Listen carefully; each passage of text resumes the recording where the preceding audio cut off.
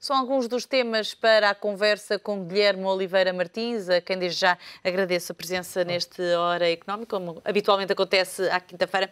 E começamos por um assunto que tem dominado toda a semana, desde que terminou o Eurogrupo, que é esta... um dia temos um alívio nas condições iguais às da Grécia, no outro dia já não temos, e o Ministro também vai recuando nas suas declarações.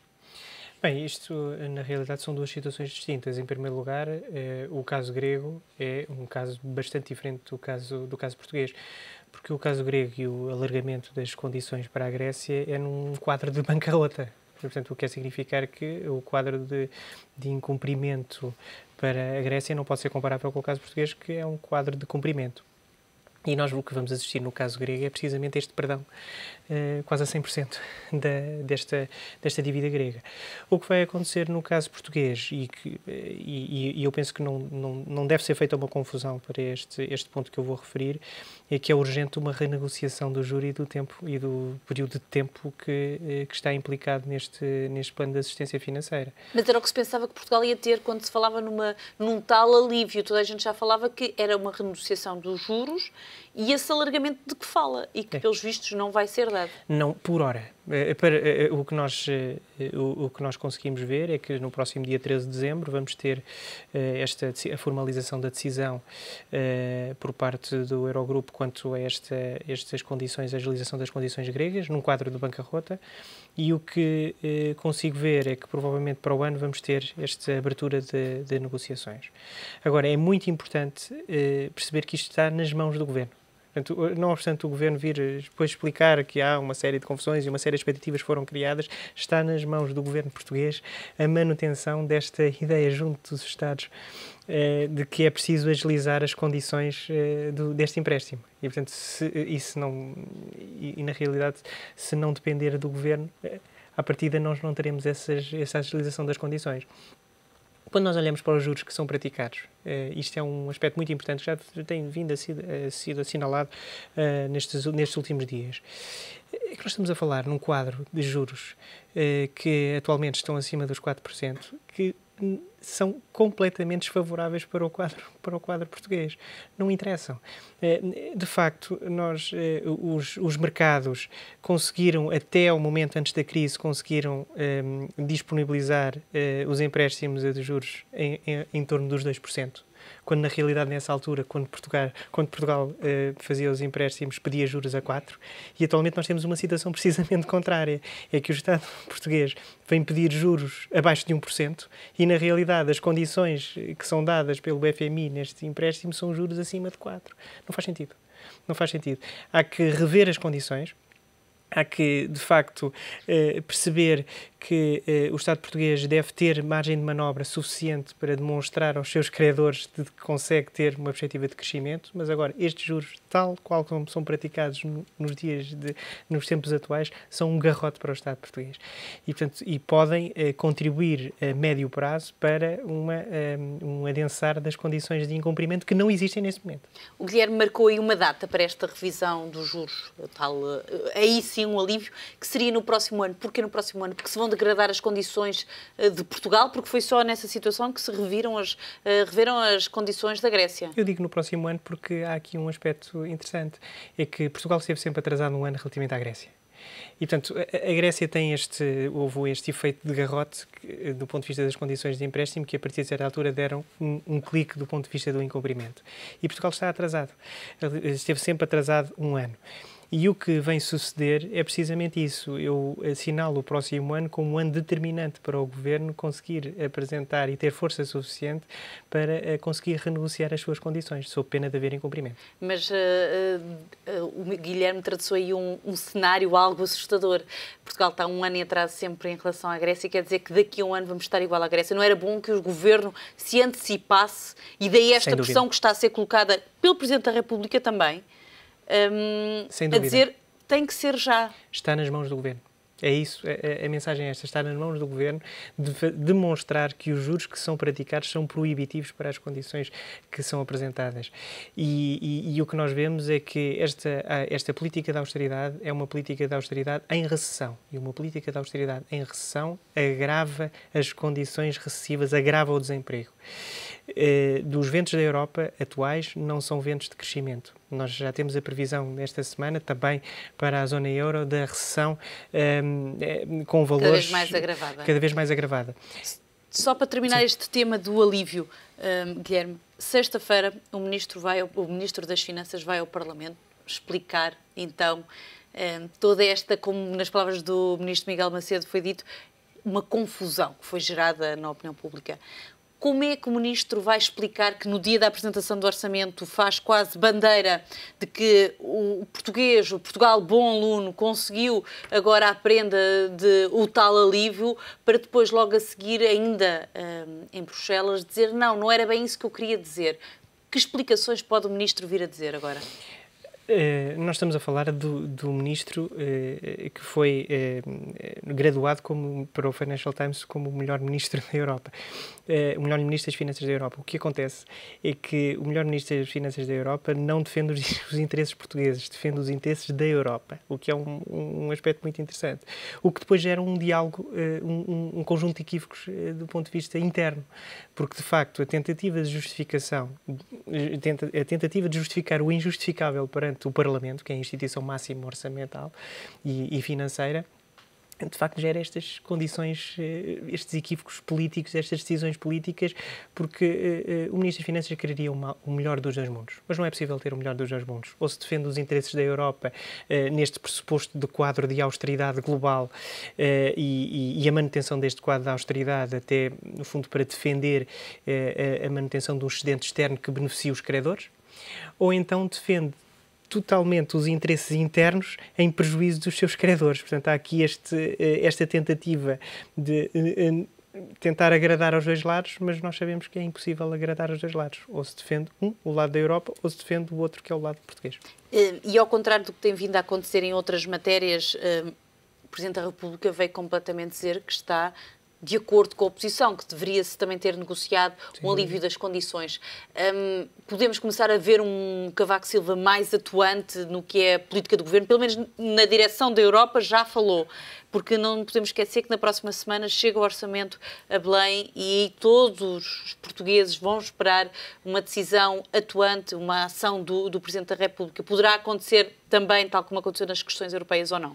O Presidente da República tem uma experiência anterior nas finanças e, portanto, tendo uma experiência anterior nas finanças, sabe à partida que não pode entravar todo este processo do ponto de vista, por exemplo, de um pedido de fiscalização preventiva. Portanto, isso não acontecerá, mas isso já está assumido, já foi discutido e eu, aliás, já disse em semanas anteriores. Do ponto de vista da atuação, o Presidente da República cumpre o seu papel.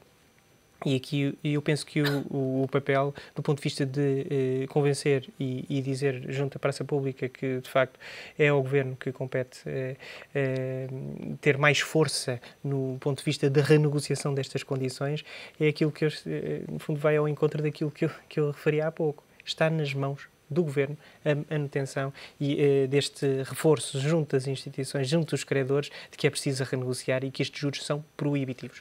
Mas nós vemos um governo cada vez mais reticente em falar na Europa. Tem sido alvo de críticas sempre que há um debate quinzenal que Passos Coelho vai perante os deputados. A oposição é logo dizendo que quer ver as atas porque não acredita que Passos Coelho fale nestas reuniões que de alguma forma fica calado e que Portugal não beneficia com essas condições. E o próprio governo vem dizendo sempre que tem que ser a Europa a dar as condições a Portugal.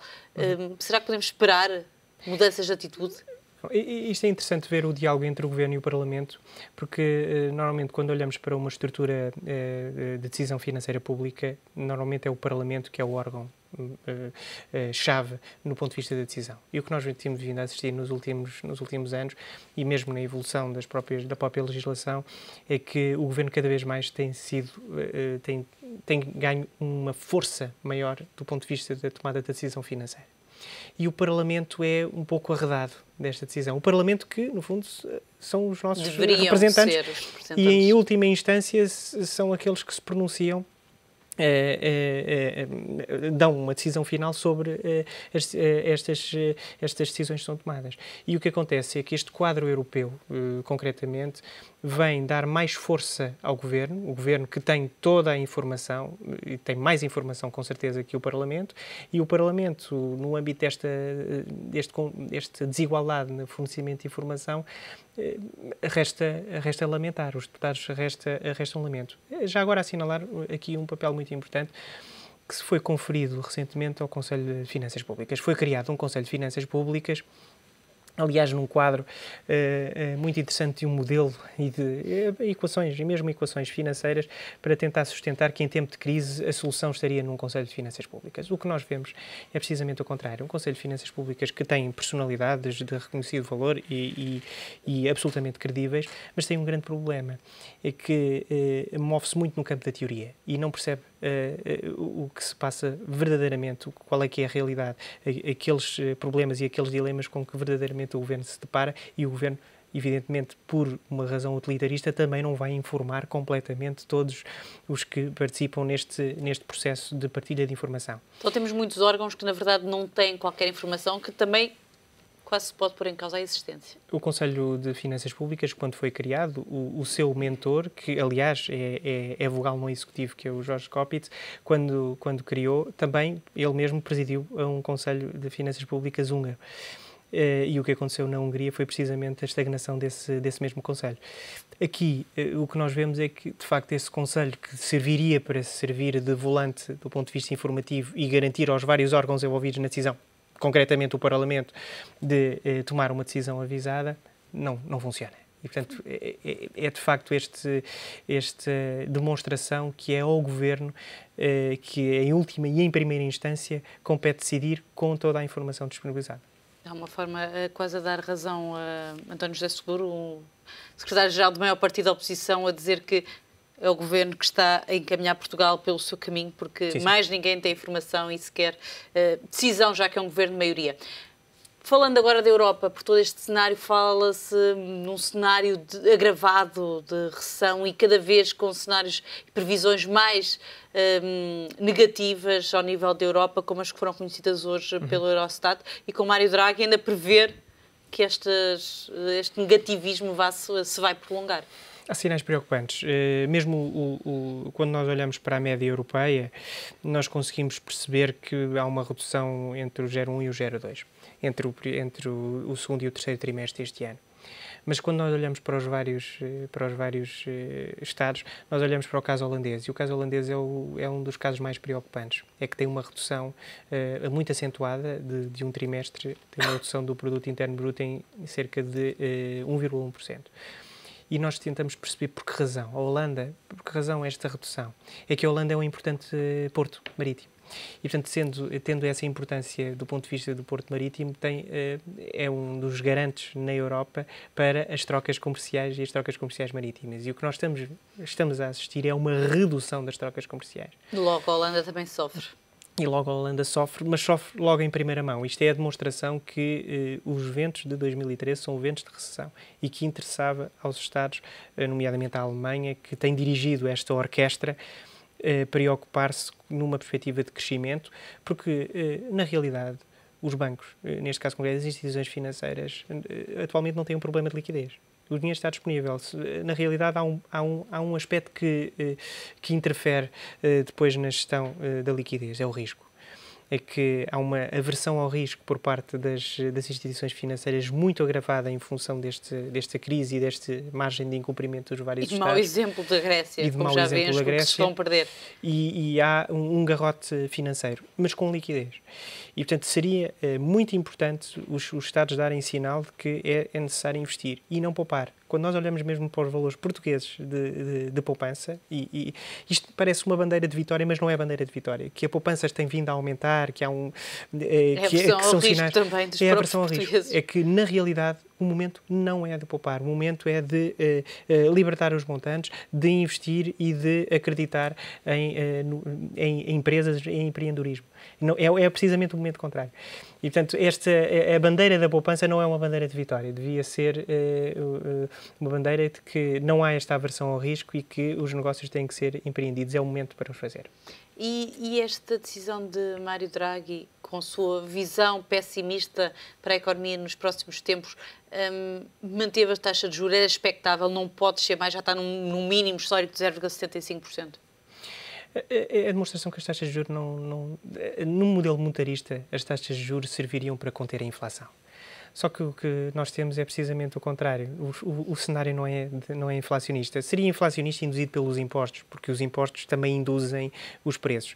Mas agora, depurando dessas questões associadas aos impostos e ao aumento dos preços, nomeadamente os impostos sobre o consumo, o que nós vemos é que, de facto, não faz sentido o instrumento do juro como regulador do mercado. É a demonstração que a política monetarista fracassou e que é a altura para os orçamentos começarem a operar e que para os Estados começarem a olhar para os seus problemas em conjunto e regularem a economia através de maior despesa e com incentivo de quem tem dinheiro, de quem tem liquidez. Será que é por isso que está a tentar mudar todo o papel do BCE, como foi decidido, não foi decidido, foi aflorado no Ecofin, já que não houve consenso de supervisão bancária, tal instituição que olha sobre os bancos, é por aí?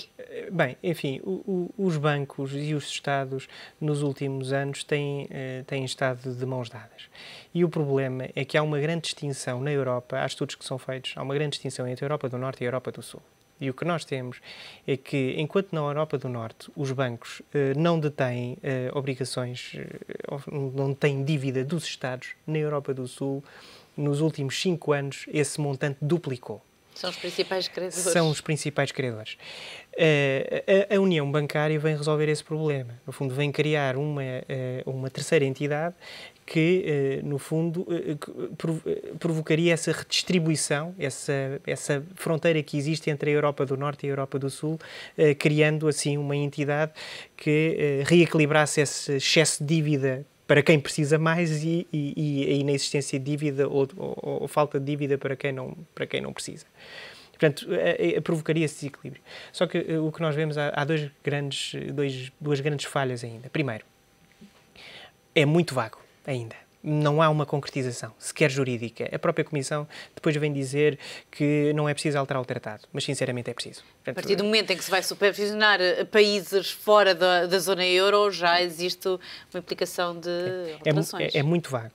E segundo, não tem conteúdo macroeconómico. É que, na realidade, quando nós criamos a União Bancária, teríamos de ter um quadro macroeconómico e a assunção do quadro macroeconómico. E o quadro macroeconómico para as instituições da União Europeia é tabu completo. É para cada um dos Estados, são preocupações de cada um dos Estados, mas a União Europeia não fala sobre este assunto. E, portanto, é interessante ver estas duas falhas, perceber que, de facto, a União Bancária reequilibraria a questão da dívida-Estado, o facto de estarem completamente enlaçados e completamente capturados uns pelos outros, no caso da Europa do Sul, mas muito vago.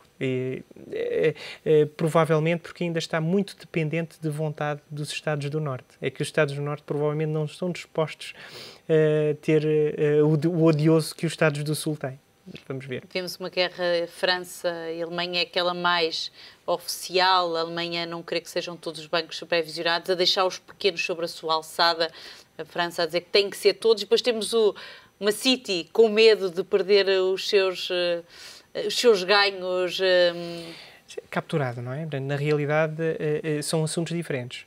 Nós, de facto, temos aqui um problema, é que, de facto, o caso britânico e a sua própria moeda e a gestão da sua própria moeda permite antever outros problemas que a Europa não tem.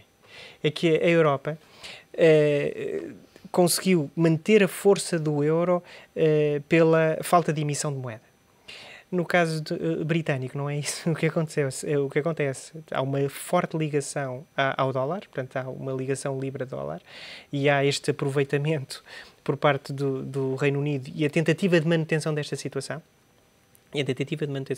mas muito fragilizado, com uma dívida externa muito elevada, que a Europa não tem, que a Europa encontra-se em situação de maior vantagem relativamente ao caso britânico, uma dívida externa muito elevada, e ao mesmo tempo com mesmo com esta negociação do quadro plurianual, com uma tentativa de manter uma situação de privilégio que tem desde os anos 80 do chamado cheque britânico, de recepção, de reembolso dos valores que são cobrados por via do orçamento da União Europeia. É muito interessante vermos que... O principal prejudicado de todas estas discussões pode ser mesmo a Inglaterra. Não, e não só. Não é uma questão de haver beneficiados. Mas pelo menos há muitos benefícios que vai perder, poderá perder. Eu penso que a questão é de reequilíbrio. Penso que há aqui uma questão a principal preocupação é o reequilíbrio. Os Estados da Europa, a zona euro... Começas a perceber que os mais ricos têm mais benefícios que os mais pobres, também por se cá porque investem mais.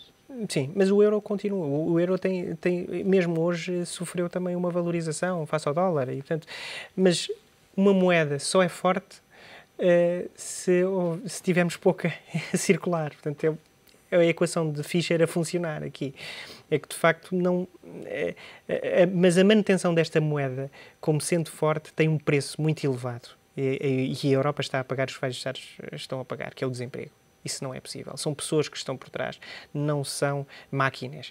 Não estamos a jogar um jogo de monopólio à escala europeia. Estamos a falar de decisões que afetam pessoas e que afetam salários e que afetam pensões. E países, não vamos esquecer o caso grego, que é aquele exemplo do pior da Europa neste momento, com situações de pessoas com pacotes de austeridade atrás de pacotes de austeridade e realmente está a piorar. Acha que a Europa pode caminhar agora para a questão das eurobonds ou continua a ser uma carta fora de baralho? A questão das eurobonds é muito interessante. Porque ficou esquecido. Ficou. Interessante. É uma questão muito interessante, mas que faria sentido há 10 anos. Atualmente não faz sentido nenhum. Porque os eurobonds criariam uma situação de risco acantonado naqueles títulos e, à partida, os investidores no mercado não saberiam a origem desses eurobonds. Se fosse há 10 anos, faria sentido porque o risco estava muito mitigado nessa altura e a gestão de risco seria mais fácil. Atualmente não. É que, no fundo, estaríamos a tapar, a esconder os maus ativos sob a capa de bons, mas com os investidores a verem. Portanto, à partida, o problema não é uma questão de estar esquecido. É que não há vantagem. Neste momento, é tarde demais falar em eurobonds. Tem que se avançar para políticas mais fortes, políticas de crescimento e não tentar acantonar os problemas, tentar escondê-los debaixo do tapete e adiar durante 3 ou 4 anos aquilo que é inadiável, que é a necessidade da reestruturação destes valores da dívida, a necessidade de renegociação da dívida que está para trás e reequilíbrio da dívida entre os Estados do Norte e os Estados do Sul. Vamos ver se pelo menos a Europa consegue acordar para esses pormenores. Obrigada, Guilherme, pela presença neste Hora Económico.